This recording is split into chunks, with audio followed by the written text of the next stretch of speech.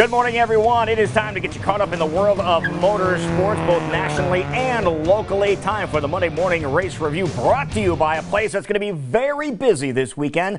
We, of course, are talking about Iowa Speedway. All right, we're going to start off today's coverage with a race that actually took place on Thursday evening at Chicagoland Speedway. The Scott 150, the ARCA Series, was in action, and here are the results from the ARCA Series race. A great job by Michael Self on a restart toward the end of the event, and he takes home the victory. That's the Brontosaurus car that you are going to see here at Iowa Speedway coming up this weekend, as we are looking forward to them participating in the Fans with Benefits 150. Now, the ARCA race is going to be Saturday, July the 7th, right here at Iowa Speedway. And don't forget, we want you to come and then stick around afterwards, because look who's going to be performing on stage behind the grandstands. Uncle Ted Nugent, free concert after the race is over. So we are really looking forward to that. Moving on over to Stewart Speedway on Saturday evening. Here are your results from Stewart on Saturday night, as they got their races in with no problem. Now, here's something else you need to know about Stewart. Later on tonight, they are going to be racing again. Take a look at this, folks. Stewart Speedway are going to be getting at it tonight. That's Knoxville Raceway. There you go. There's Stewart Speedway. But that's what's happening there tonight. 7 o'clock is start time. You can follow the activities on Facebook to find out what else is going on. But going out there, $5 for grandstand tickets. How about that at Stewart later on this evening? And speaking of Stewart are going to be a busy place again on Friday night. The dirt trucks are going to be there. Carl Chevrolet dirt trucks stopping at Stewart Speedway this season on Friday evening. Marshalltown also had a chance to get underway last Friday. Here are your results from the Marshalltown Speedway. Corey Van Zandt wins in the Sport Mods. Congratulations to him. Great job there. Shannon Anderson and Murdy doing it to it once again as well. Now, as it comes to Boone, well, not great news there. We were looking forward to having the rodeo out there. Boone rained out on Saturday night, but they want to remind you that they have activities going on in just a couple of days over at Boone. Take a look and see what's happening here. How about the Eve of Destruction? This is a big time thing. 7:30 is go time for this. A lot of different activities here. Take a look at the activities at Boone Speedway on Wednesday. This is 4th of July when this is happening. The cruisers, burnout contest, rollover contest, outhouse races are going to be going on too. Leap of Death and the modifieds, all having fun. Raceboone.com to get all your information. Now it is time to take a look and let you know what is happening over at the Knoxville Raceway, because a lot of things happening now. They flip-flopped the event. Before we show the video, here we go, let it go here. They flip-flopped and put the World of Outlaws first because weather was moving in. So it looks like the 410s got added, and Donnie Schatz, again, he has this track down pat, but Brad Sweet, he wanted the lead. He took the lead from Schatz, but Schatz not giving up.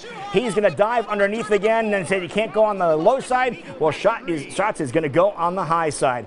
But again, Schatz, again, proving why he is the multi-time Nationals champion, Knoxville Nationals champion, because he's running up front for the entire event. But then, how about this? Clint Garner, Sioux Falls, South Dakota, started in the third row, caught took over the lead here, and David Gravel in the 5 here dives underneath Schatz. He was so strong all race long.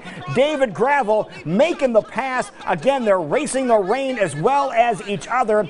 David Gravel then stretches it out just a little bit and then takes home the victory, marches on through.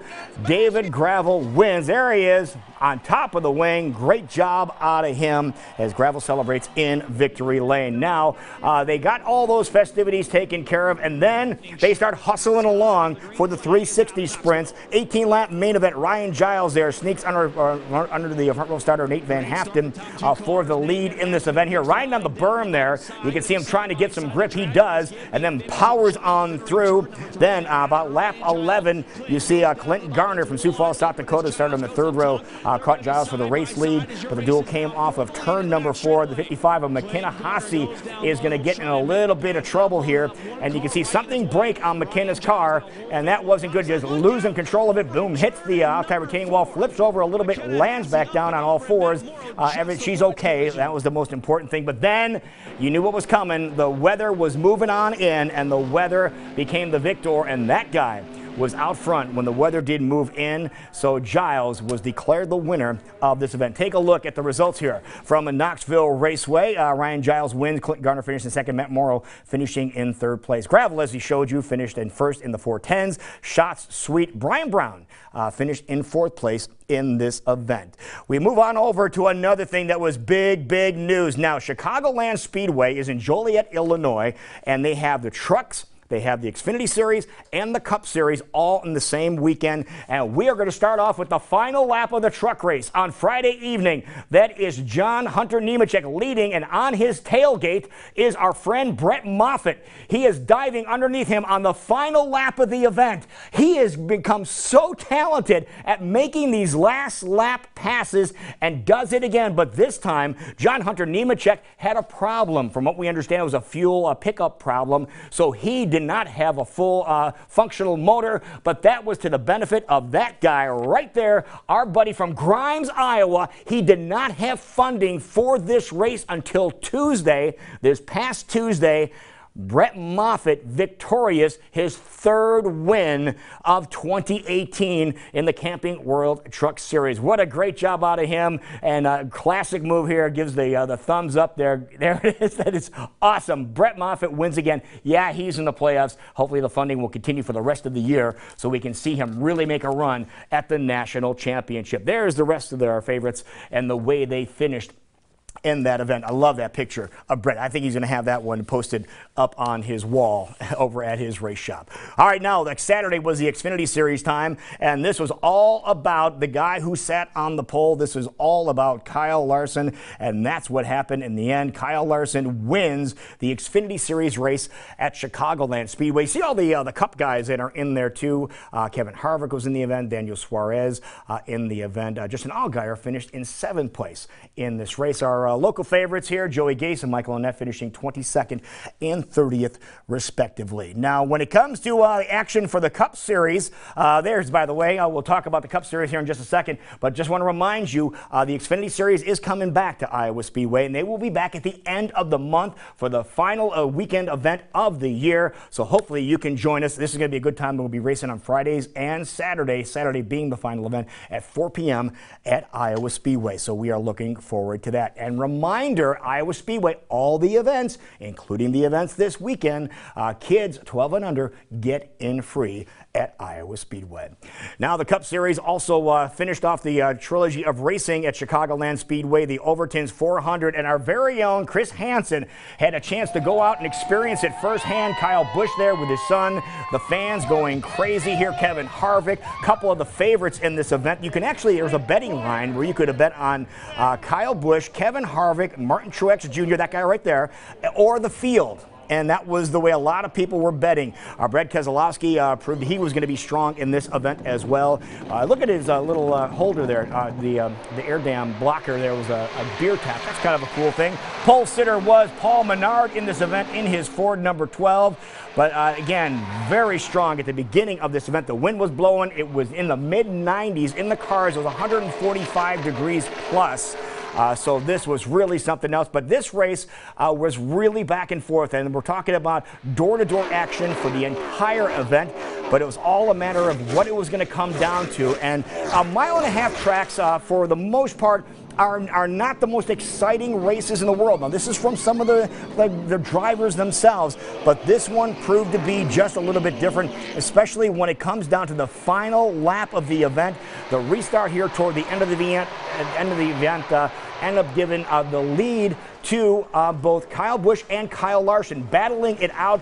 Kyle Larson sneaks around Kyle Busch after giving him a little shove, so Kyle returns the favor. This is coming out of the last corner, turns Kyle Larson a little bit, bounces off the wall, continues, keeps up his momentum.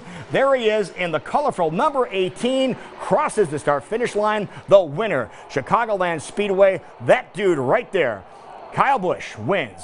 And what a great job. Now, you see there in a covered area there, they had to move them from the racetrack to the Xfinity Series garage because the weather was moving in. The bad weather we had here was finally getting to Chicago about that time yesterday. But Kyle Busch said, you know something, all in all, this race at this mile and a half, it was pretty cool. Here's Kyle.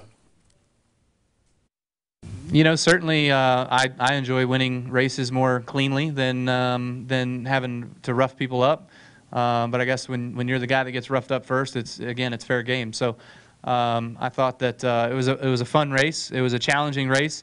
We weren't very good. We shouldn't have even been in that position, but thankful for my team and everybody that I got with this Skittles Camry and Joe Gibbs Racing, Adam Stevens, everybody that did a phenomenal job to get me in that position, to get me to where we were right there when the pit crew won the race off pit road for us. So, you know, if it wasn't for all those situations, then, you know, we wouldn't have even been talking about this. But it was a good day and a great finish, an exciting one for that, especially at 1.5 miles. People don't necessarily see those very much anymore. So, man, you just got to be pumped for that. It's cool.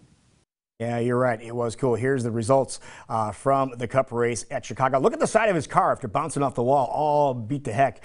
But there you have it. Larson was able to manage control and finish second overall anyway, so great job out of him. See Stenhouse, Blaney, Ty Dillon all finishing there, and then Landon Castle from Cedar Rapids finishing in 36th spot. A couple more things here before we wrap things up here today. I want to remind you the Indy cars are going to be here on Sunday as we are looking forward to that. Ryan Hunter-Reay, by the way, will be in studio with us on Friday, so we're looking forward to his visit as well. But again, don't forget, any event that is happening at Iowa Speedway, kids 12 and under do get in free. And here is the lineup for what's happening. The ARCA Series race is going to be on Saturday, then the Indy Lights on Sunday, and then the Verizon IndyCar Series. Iowa Corn 300 also on Sunday after the IndyCar Lights. So that is going to be a whole lot of fun. And finally this morning, I want to give you an update on a friend of ours, a broadcaster, Wendy Venarini. We told you last week she was hit by a car while jogging in Sonoma, California, while getting ready to broadcast the race there. Received a message last night from her dad, Bill Venarini, who's going to be here this weekend for the ARCA race.